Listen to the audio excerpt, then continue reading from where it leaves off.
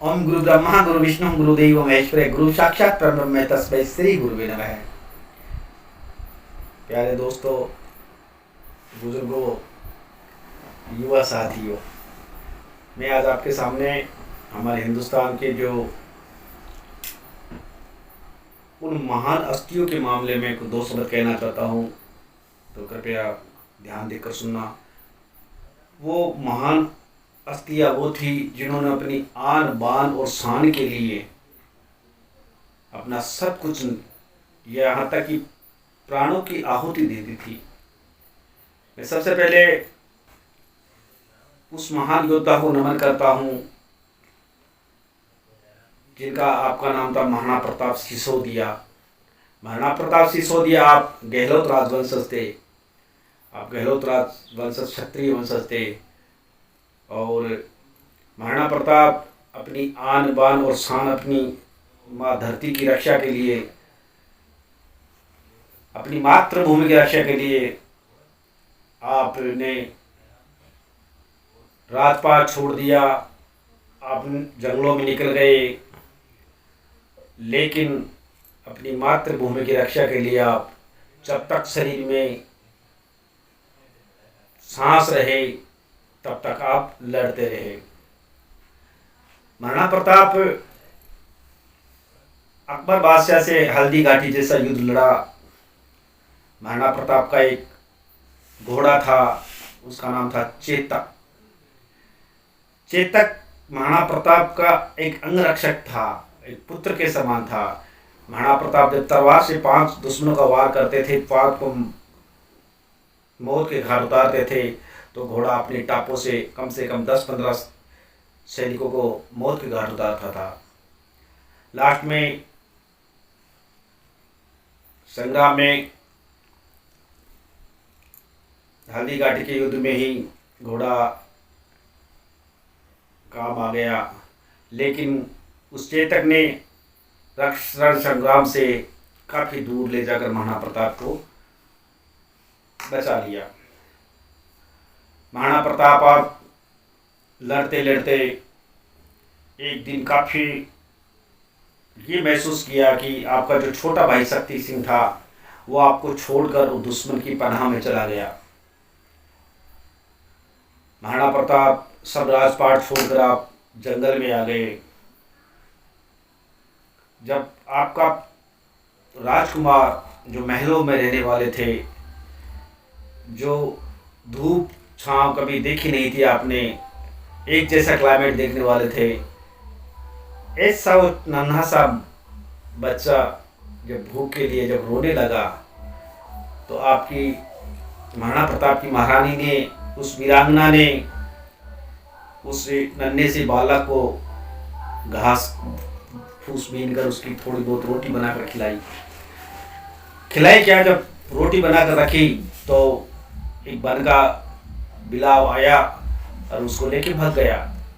महाराणा प्रताप का राजकुमार आप रोने लगे। आप जब रोने लगे तो महाराणा प्रताप ने देखा कि ओहो, ये इस रोटी को भी वन बिलाव लेके भाग गया। तो महाराणा प्रताप ने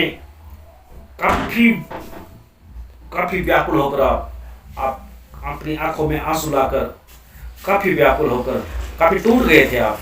तो बीकानेर महाराजा के वंशजों में पाथल और पीथल अकबर बादशाह की राज में दिल्ली में आप 2 कवि थे और महाराणा प्रताप के आप खास प्रिय भगत जिसे बोल दो या अंगरक्षक बोल दो, काफी नजदीकी थे महाराणा प्रताप के।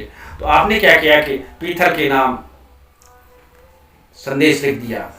क्या लिखा, कृपया गौर से सुनना। अरे घासरी रोटी ही जद बन बिलावड़ो ले भाग्यो, नानो सो अमरे चीक पड़ो राणा रो सोयो दुख जाग्यो।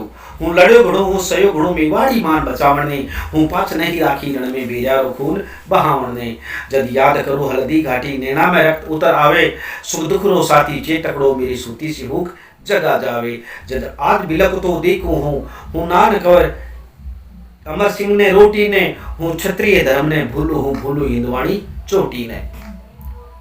वो संदेश जब पीथल के पास पहुंचा, बादशाह अकबर बादशाह के पीतल के पास न पूछ कर वो संदेश पहले अकबर बादशाह के हाथ लग गया और संदेश लिखा गया था पीतल के लिए।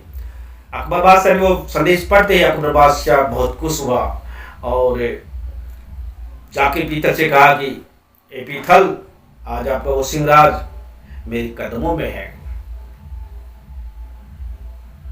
बादशाह ने क्या कहा, अब बता मैंने कि रजपूती खून रगा में है। एक बात पीतल, अब आप ये बताओ ऐसा कौन सा सूरवीर है जो मेरा मुकाबला करे। जैसे ही पीतल ने वो संदेश देखा तो महाराणा प्रताप की जो सिग्नेचर देखे आपने, जिसे आप सेनानी कह दो देहाती भाषा में, वो देखते पीतल अपने आप को संभाल कर पर क्या कहा बादशाह से,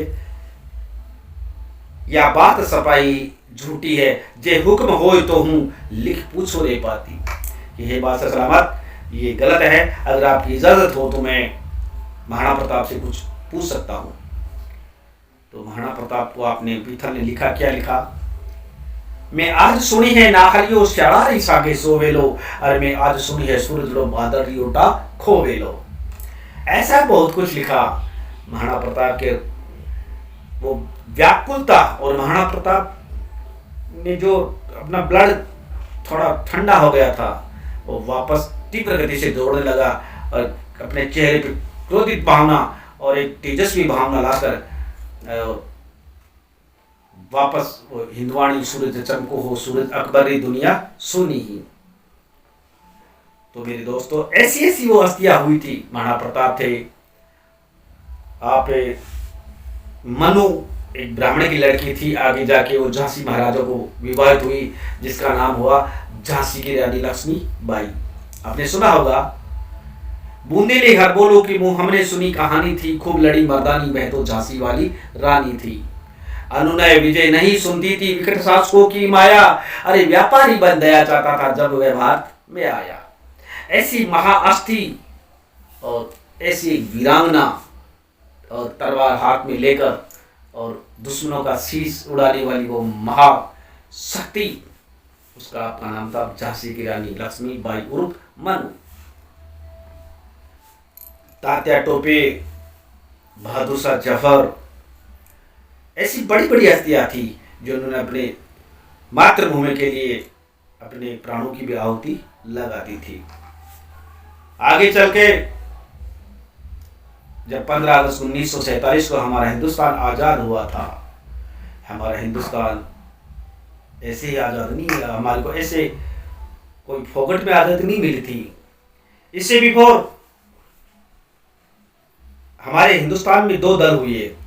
आफ्टर उन राजाओं की बात है, 1857 की क्रांति की बात है, महाराणा प्रताप की बात की बात, अकबर बादशाह की बात की बात है, जब अंग्रेज हमारे हिंदुस्तान में आ चुके थे। उस समय आप बहादुर शाह जफर वगैरह औरंगजेब के बाद में ये आप मुगल शासक थे। तो हमारे हिंदुस्तान में उस समय 2 दल थे, एक दल का नाम था नरम दल और एक दल का नाम था गरम दल। नरम दल के नेता थे गोपाल कृष्ण गोखले, महात्मा गांधी, पंडित जवाहरलाल नेहरू, ऐसे आप नरम दल के नेता थे। और गरम दल में एक गर्म तेजस्वी थे, आप उनको मैं आप नमन करता हूं, जिनका नाम था लाल बाल पाल, लाला लाजपत राय, बाल गंगाधर तिलक, विपिन चंद्र पाल, सुभाष चंद्र बोस, चंद्रशेखर आजाद, सरदार भगत सिंह, ऐसी ऐसी महाहस्तियां थी जिन्होंने अपनी प्राणों की आहुति लगाकर हमारे हिंदुस्तान को आजादी दिलवाई। जलियांवाला बाग जो एक हिंदुस्तान की बहुत खतरनाक, एक बहुत ही एक वास्तव में एक तेजस्वी घटना थी। वो सरदार भगत सिंह, चंद्रशेखर आजाद, ये हमारे क्रांतिकारी नेता थे, गरम दल के नेता थे। इन्होंने अपनी प्राणों की आहुति लगाकर और हमारे हिंदुस्तान को आज़ादी की ओर लाए। दोस्तों, संसार में सबसे बड़ी 2 जननी होती है, एक का नाम होता है मातृभूमि जन्मभूमि जो हम सभी की है, और एक जननी है जिससे हम जन्म लेते हैं। उस जन्म लेने वाली जननी से ये हमारी जो मातृभूमि है ना, ये सबसे बड़ी जननी है। जो मनुष्य जिस देश में रहता है, जिस स्टेट में रहता है और जिस डिस्ट्रिक्ट में रहता है, जिस तहसील में रहता है, जिस ग्राम पंचायत में रहता है, जिस गांव में रहता है, वो अपनी उस मातृभूमि को अगर भूल जाता है तो वो स्वदेशी नहीं, वो एक आतंकवादी कहलाता है। आतंकवादी कोई जात नहीं होती है। आतंकवादी